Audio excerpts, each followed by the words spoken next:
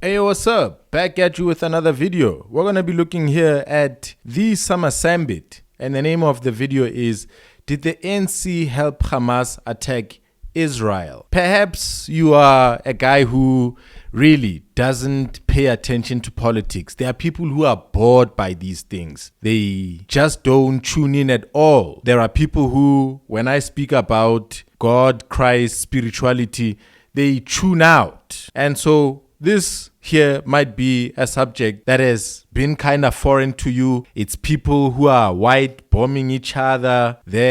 Some are Arabs, some are Muslims. It's that place where religion comes from, where Christianity, Israel, Jesus. So screw it. Let them bomb each other. It's whatever. I don't even know. I don't want to hear. That's fine. There are people like that. Then there are people who actually want to know what is happening. You find young dudes. I think this Sama Sambit is apparently 18 years old. Wow, man, that is so young. That was a long time ago for me. I admire this. He's growing up in the YouTube age. At his age, I think I was only watching YouTube, not able to post videos. I was living in the township and data bundles were still very expensive. And so I was actually not even able to watch YouTube directly from YouTube, the app or the website. I would watch it via a separate kind of app. Like there would be these YouTube low resolution and help you download apps that were out there. If you were really trying to save data or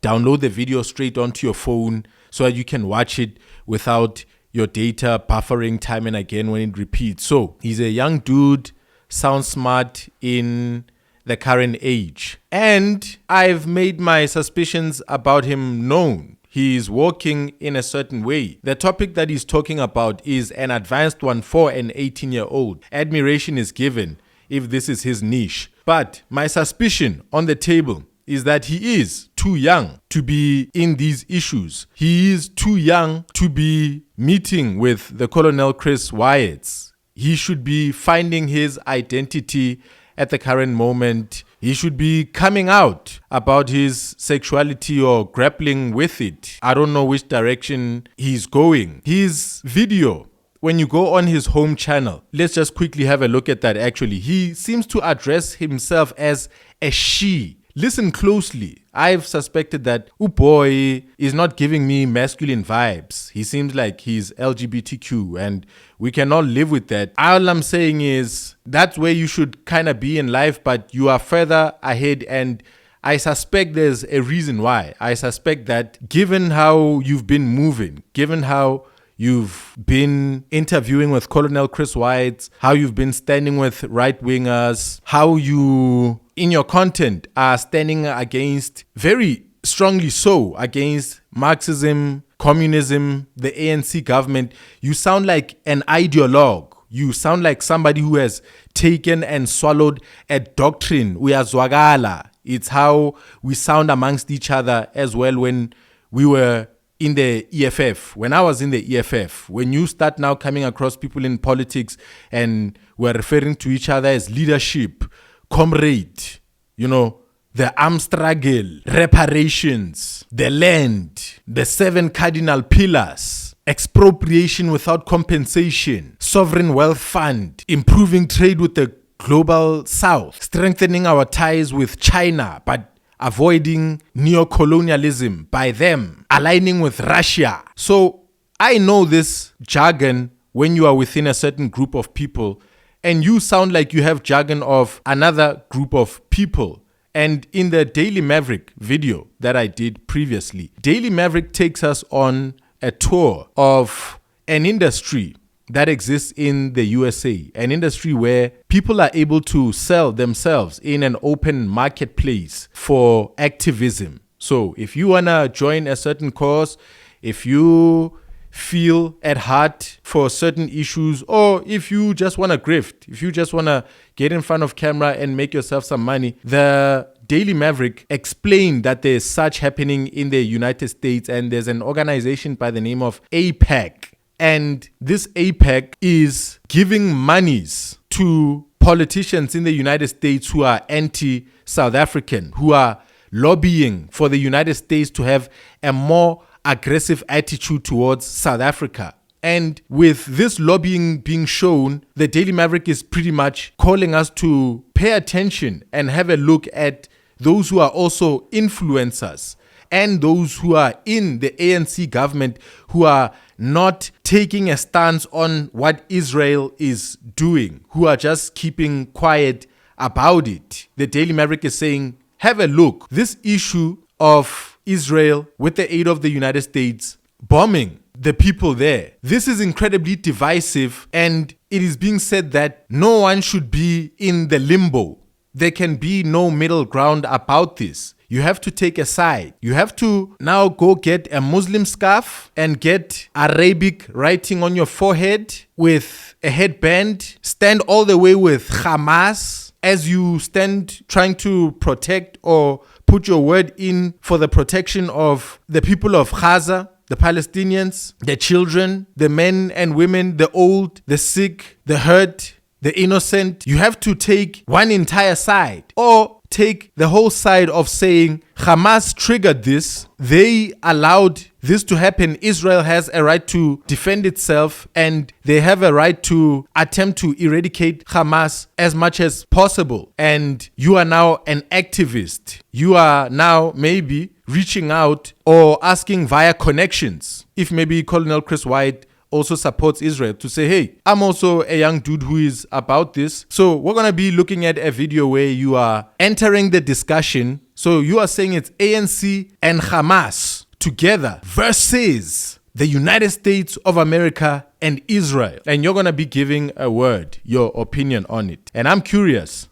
to hear that at your age, as I say that you're still quite young, how advanced are you? How learned are you? Where did you get all of your beliefs? Which ideology have you ever been a part of and left and capitulated from? Because no one goes straight to the right stuff immediately. You kind of test out ideologies before you become so hard and firm. You have to have supported communism or socialism. You have to have supported the ANC at some point, had hope in them for you to now be standing against them. You have to have acceded to superior logic from the other side. I don't believe in young ideologues who have a strong holding to ideas like old men. It can't be. So I'm here to ask the question, are you an AIPAC influencer? Let's first hear you addressing yourself as a she before we get into that. Here you are. Sama's just way too harsh. He always criticizes the president, the government. He never... Sama's way too harsh. Let's listen to that again. Sama's just way too harsh. He always criticizes the president, the government. He never says one... She and he, are those his two preferred pronouns? He's in the middle. So while you're deciding your sexual preference, your sexual ideology, let's hear how you've come to figure things about the ANC, Hamas, and Israel. How did you get to be on the side of Israel? Everything they tell you to care about is a distraction. We know that by now. I hope you do. Everything they tell you not to question is the truth, and you should be questioning it. Welcome, members of the Sama Sambit movement. Today, we pull back the curtain on something the media wants you to scroll past. Fast. Let's talk about something they're trying to bury. Something I've seen they're trying to smother with this Orania drama, EFF matches, racial TikTok wars, fake hashtags designed in PR boardrooms with coffee and panic. Let's talk about Hamas, Israel, Gaza, and the very real, very spicy question that not many have the guts to ask. Did the ANC help Hamas attack Israel?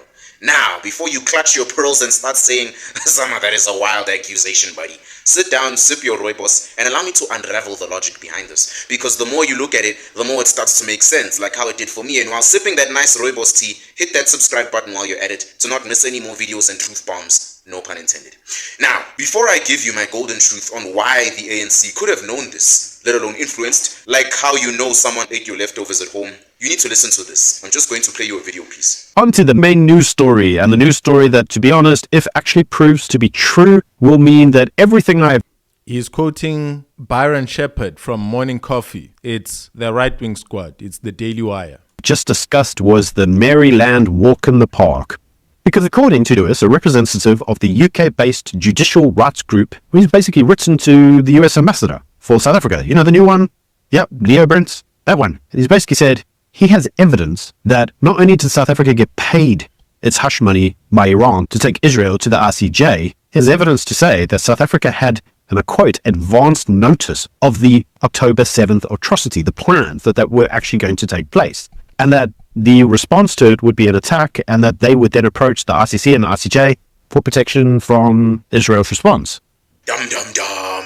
Now you know I'm not bluffing. And remember, I'm not here to say they did. I'm here to say it's just suspiciously convenient. And when things are that convenient in politics, someone's usually playing you like a fiddle at a devil's wedding. Let's go back to when Hamas launched one of the most controversial attacks on Israel in recent years. People were shocked, outraged, devastated. And then, like clockwork, the ANC popped up on the global radar, loud and proud, supporting Palestine. I'm not saying supporting Palestine is a crime. I'm saying the timing of their vocal, high-profile stance was suspiciously close to Hamas launching rockets at them.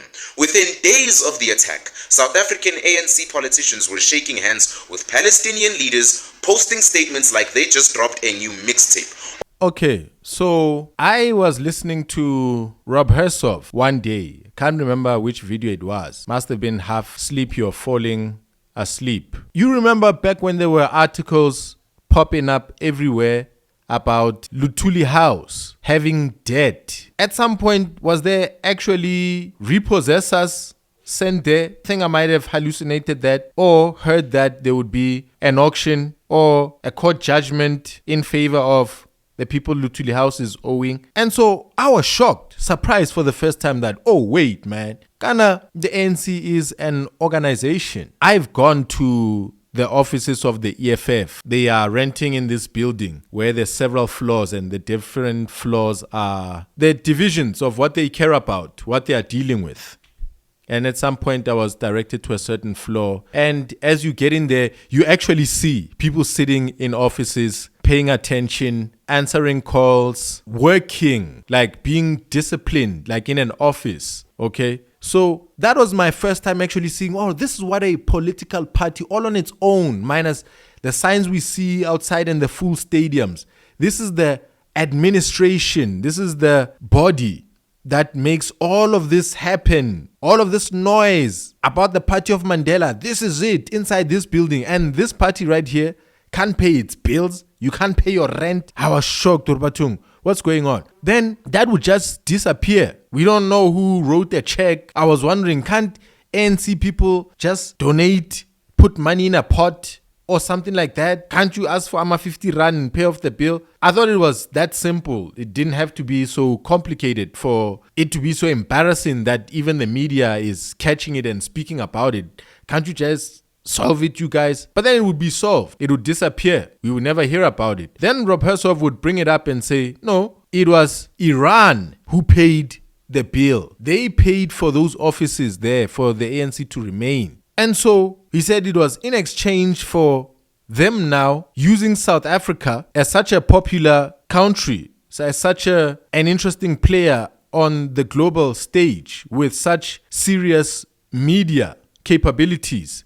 He said, yo, you need to speak up, make your voice known. You've got people who are Muslims in your country over there, quite a strong presence of Islam is in your country, and you need to stand up and represent those people. You're not just a party for black people. You're a party for the Muslims as well. So Ibrahim Rasool is also a Muslim. He's ambassador in the United States. Let's all do something. Let's all trumpet. Take these guys to the ICJ and let's keep going and see what happens. And I was intrigued by that. I was really intrigued by that. I'm one who does not want to be captured in a matrix where strong men, spiritual powers are playing with my mind and I'm being taken this way and that. That's why I've made sure to just come out of, groupings and formations and cults. I'm not saying the EFF is a cult. I'm not blasting. I'm just saying I've decided to come out of ideologies because it's possible for the leadership to use you, the existing base, to sell you to interests that they know that they've received a check for, while you on the ground are, hey,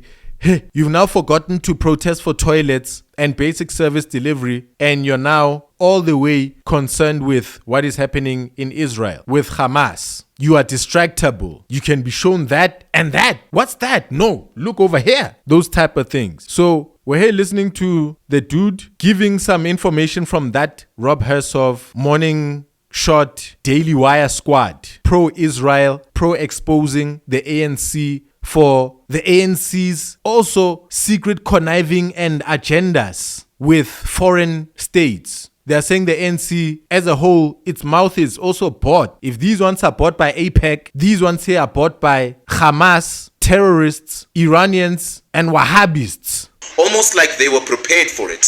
Almost like they had inside knowledge. Almost like they weren't surprised at all. Now, if you've ever followed politics, you'll know this. Governments never speak without an agenda. We should all know that by now. And ANC suddenly being this vocal, almost coordinated, raises a big red flag. Remember when Russia invaded Ukraine? South Africa said we are neutral. Remember when Israel responded to the Hamas attacks? What did South Africa say? They said this is genocide. That's not neutrality. That is selective outrage. If you're neutral, you're neutral.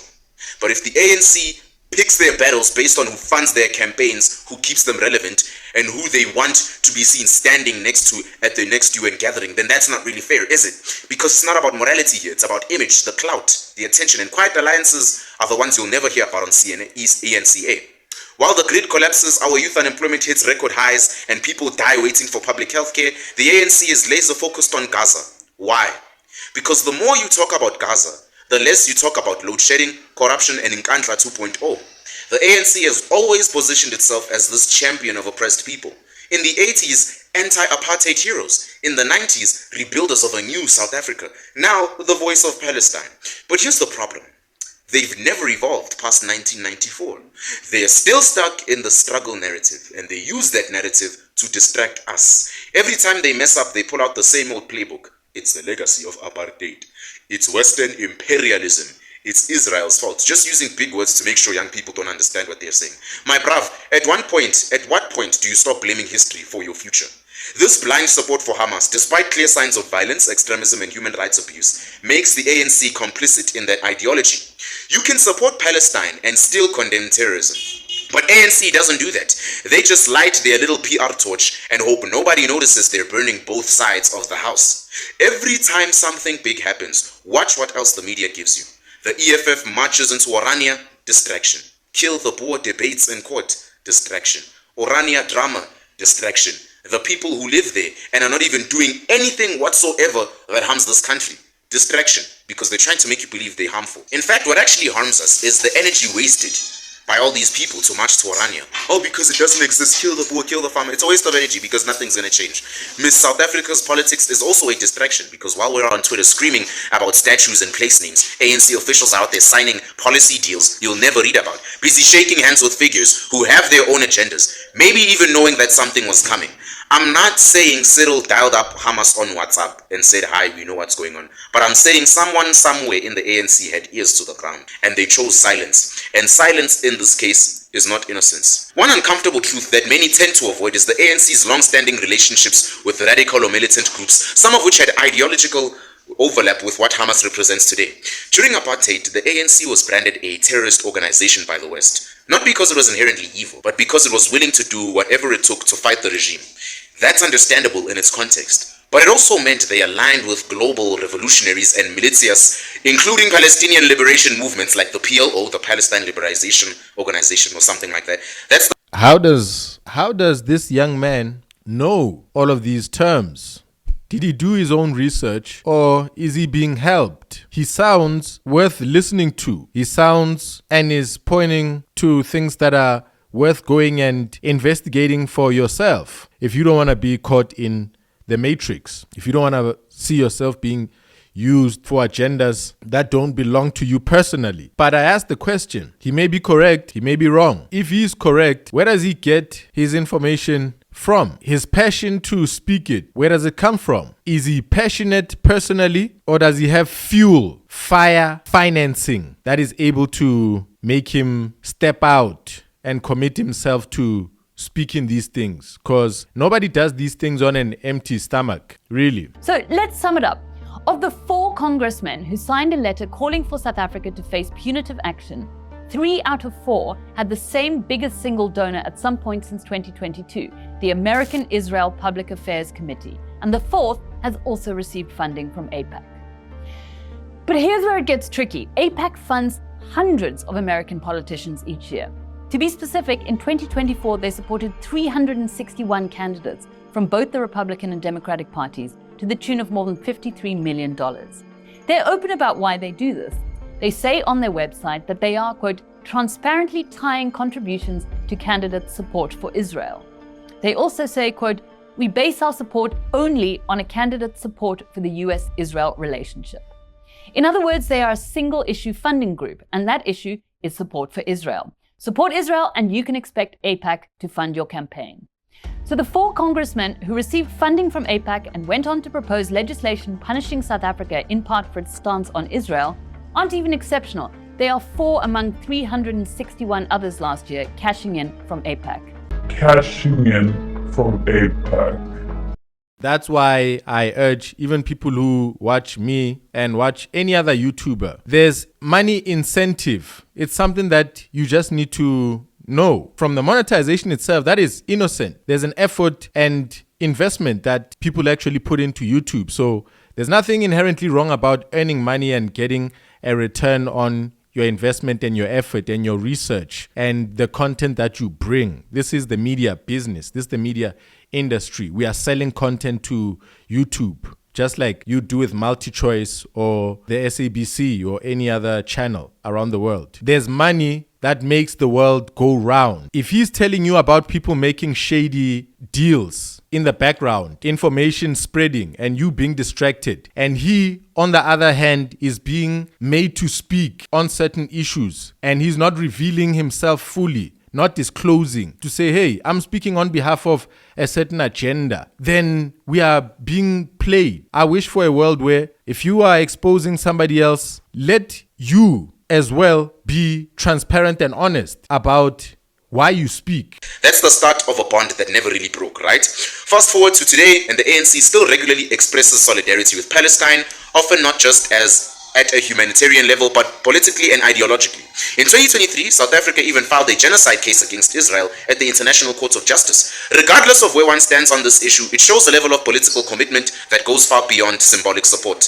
Now, I want you to ask yourself this. If your government is that committed to one side of the conflict, is it really impossible that informal communications or warnings could have been shared with like-minded actors across the world? Consider this: the same networks used during apartheid to shuttle weapons and plans in secret could very well be repurposed for global intelligence sharing today.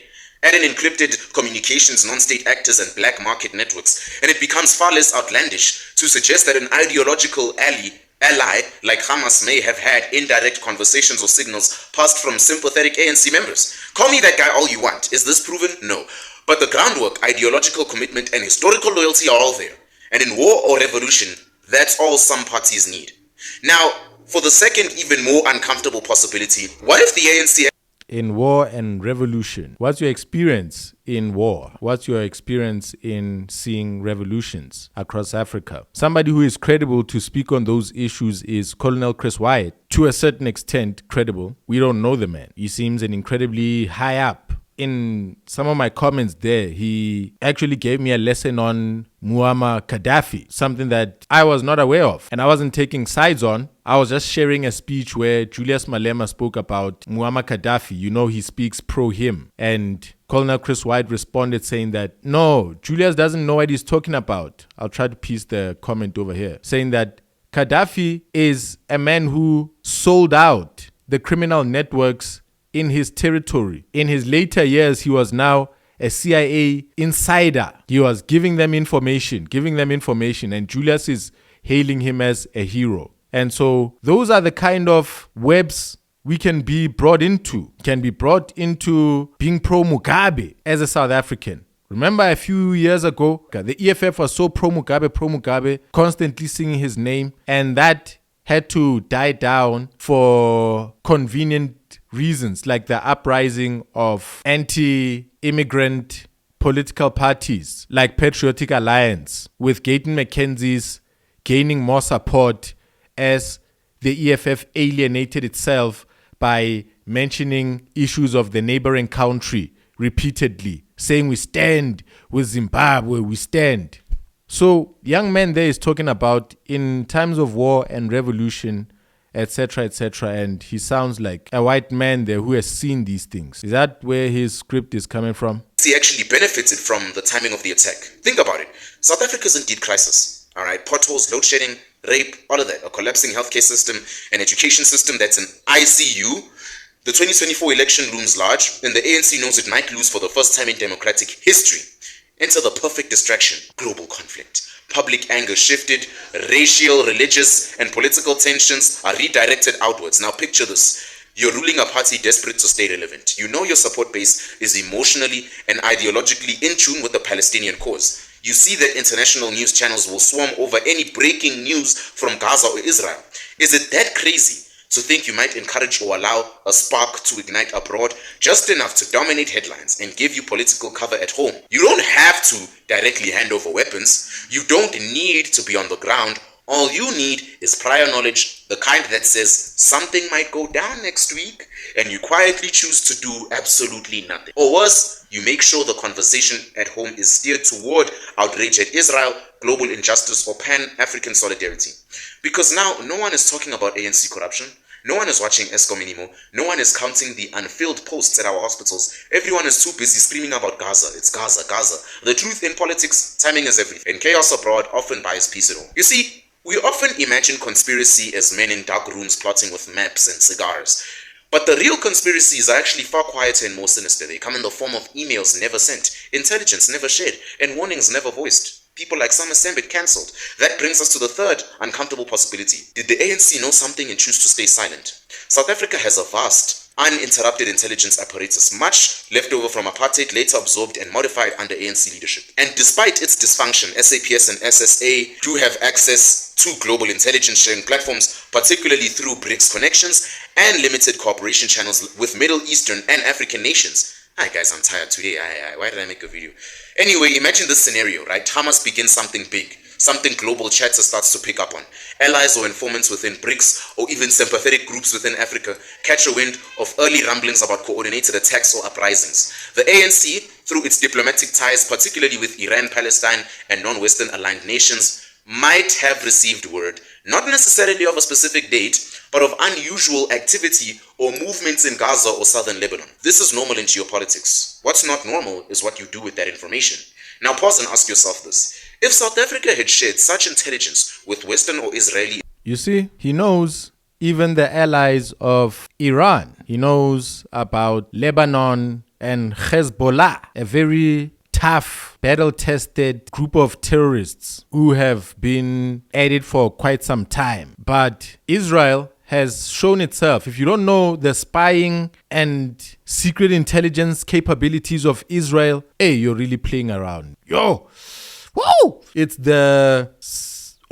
one of the most mysterious things. Have you ever heard about those walkie-talkies that exploded and how Israel had made sure to supply them to their enemies? How they managed to install explosives inside there for a particular day. Do you know about the explosive that went off in a hotel where they killed a leader of their enemies, and they knew that he frequented that hotel, and they installed the explosives some months to years earlier so that on a particular day in the future when he arrives there, they'd set off a trigger. So Israel does not play. Tough as Hezbollah may be, you can tell that they ain't got the guns, they ain't got the energy, they don't have the money to stand and go in serious, long-standing confrontation with Israel. And Iran is maybe having to mobilize attention from some allies in South Africa, paying their bills so that they can keep their offices, and then getting them to make a hoo-ha. Could it be that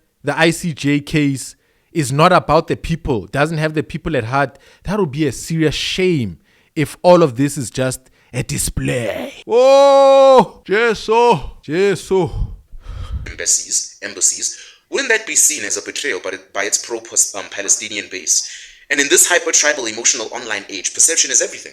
If the ANC helped the enemy, they risk losing both their grassroots and their credibility in global South politics. So instead, maybe they didn't say a thing, just enough silence to remain clean, and that silence might have cost lives, a lot of lives and limbs. That's not just speculation, it's how complicity often works in international politics. Many governments have been caught before for knowing about an upcoming attack and then letting it slide for strategic benefit or political favor, right? That's not groundbreaking information. Worse still, what if certain ANC members hoped this attack would reignite global pressure on Israel, thus making South Africa seem morally superior by comparison? That way, they could hold press conferences, file ICJ cases, and become the darlings of international progressive movement. A neat distraction from failing domestic record. Marilyn Monroe style. It's not about pulling the trigger. It's about knowing who's aiming and quietly stepping out of the way. You know what I'm saying? That's how the game is played. And the fact that no one's even allowed to ask these questions without being called a conspiracy theorist is exactly why we must. Let's play the what if game. What if the ANC knew Hamas was planning this? What if some intelligence was shared? What if South Africa's intelligence services are more aligned with Palestine than they let on? What if they believe causing chaos abroad takes pressure off the chaos here? And most chilling of all, what if all of this is part of a quiet alliance, one that puts South Africa on a list it doesn't belong on? You want BRICS? You got it. You want isolation from Western influence? It's coming. You want to alienate every democratic country on the planet? Congrats. You're doing great, ANC. I'm not here to hand you a conclusion. I'm here to hand you a question. Why now? Why the sudden obsession with Palestine, Israel, Hamas, Russia, and Ukraine? Why the deafening silence when Israel was attacked? Why the anger only when Israel fights back? If the ANC is as peace-loving as they claim, then why is their energy always one-sided? Is it ideology? Is it strategy? Or is it complicity? You decide. But whatever you believe, never forget this. While they feed you and me hashtags and headlines, something much bigger is always happening behind the curtain. Stay sharp, stay reasonable, and stay dangerous. The Sama Sambit out. Oh, wait. Let's leave him right there. Or should we let him? Let's go. Wait, I forgot to tell you one important key detail. If you're watching this video right now, chances are high the interview between myself and, yes, you guessed it, Kwazemi, South Africa, has been uploaded. It is a tough interview, one you don't want to miss because we cover everything. If you're someone who's squeamish or has weak intestines, then don't watch that interview because you'll get very offended by it. But there we both spit truth bombs, and it's a successful discussion where not only we talk about the current affairs, we talk about everything from youth problems to motivation and so forth. I even advertise my realm of reason over there, which you should join. Link in the description below. Stay safe. Go watch that interview just after you watch this video, and I get you thinking and I open your mind. Take care. Ladies and gents, there was 2 comments that I just want to read for you before I continue. In that last Daily Maverick, let me read you 3. Bear with me a little bit.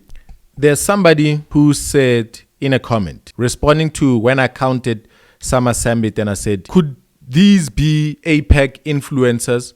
Could these be people on the other side who are telling us that this is a neutral truth that they are presenting, not knowing that they are just exposing their enemy? Their enemy also has a case against them. So you're being put in a position to choose your evil, and both evils are claiming to be good while doing that. So I mentioned the names and said, could these be the influencers? And somebody jumped in and said, that list you mentioned of YouTubers who should be sponsored by Israel, you made my day right there. I thought you were part of the list, but when you went about it, I gained the confidence to comment for the first time on your show. What a surprise, bro. Being neutral is hard. So I've been receiving people who are suspicious that I'm also a bot or representing some kind of side, or I am soon to be bot, and people are tracking my words to listen carefully if I start to transition and shift. And let me tell you why.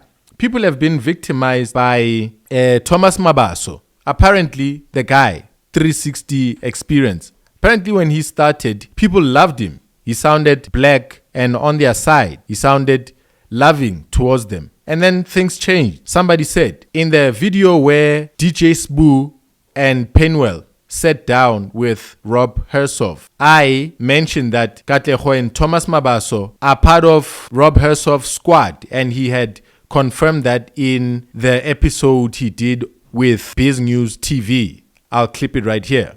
They were on social media, on the podcasters. And in South Africa, the same applies. The vast majority of podcasters are centrists, are pro-free market, pro-rule of law, good people, pro-capitalist. And there are lots of them. You know, there's Sihle Big Daddy, there's Concerned Citizens, 360 Degrees, Pumlazi Majoji. You heard that? You heard Sihle Ngobese, Big Daddy Liberty. Did you hear Katlego, Citizen Concerned? Did you hear about 360 Experience? That guy with a Freestata accent, you know, guys, Thomas. He's part of the squad. He's part of the Daily Wire. He's part of the Ikumalos. And I think Mandi Samashiro will be announced to be on stage very soon. Let's listen. Morning Shot, Ronaldo Gross, Gareth Cliff, I can go on and on and on and on. And they all have independent and growing communities. And all we're doing is helping them aggregate under one umbrella. And if we're going to effect real change in this country, we have to go beyond our echo chamber. We have to stop speaking just to our audience and get broader. You see, so somebody jumped in saying, thank you, Neo. I unsubscribed from these podcasts even before I knew that they were captured. Katlego and Thomas Mabaso. Thomas just changed overnight like weather. I can tell you, at least now I know that I was not crazy. And there were 13 people who liked this. 13. People are wondering, am I also somebody pro-EFF, shifting towards MK, looking to become friends with the neoliberals, pointing out to the Mandi Samashiros while I sell out? People are wondering, and it's a very good thing, and we must stay right there at all times. Do not idolize men. Do not idolize me. I'm trustworthy, I'm telling you, but never make me an idol. And the last comment, this one says, it's a comment to the Daily Maverick and them revealing these things to say, are they also taking sides themselves? Are they spreading a neutral truth? Is this paid advertising by somebody much larger? So here's the comment. Daily Maverick is a known left-wing propaganda outlet funded by George Soros. If you think Soros is a person going around doing good deeds all over the world, think again. As for Ronaldo, he was definitely mocking Newsroom Africa. No question about that. It is a bit funny. But is that really a gay accent? How does gay sound? LOL. Is Aldrin even gay? I don't think that is the case. He is. Now let's be honest with ourselves. If an Afrikaans guy did what Aldrin did there would be 10 dockets already at police offices countrywide as the EFF and others run to the police stations to open cases of gender-based violence. Let's not be that biased to think it is okay for this guy to act like this.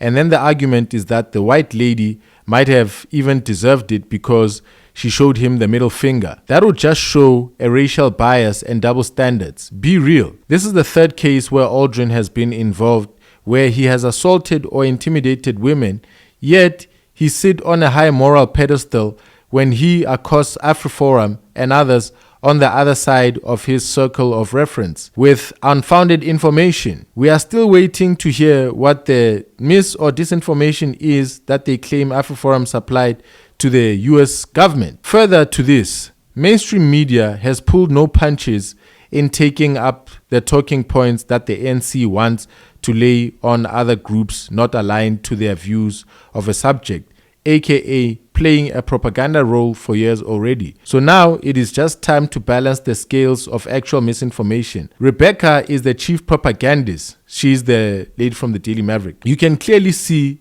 this in the hit piece you just played of her. For the content of her hit piece, once again, there are misinformation because the Democrats, Harris, in the United States outspent the Republicans, Trump, 10-1. So I don't know what her point is really. Money and funding is big in the US politics. That is no secret. Saying Rebecca is being run by George Soros, the Daily Maverick, all of them are serving another lord. There's nobody neutral. There's everybody serving something. I love you and I will see you next time. Hope you like, hope you comment, hope you share, and hope you subscribe. The next one is coming soon.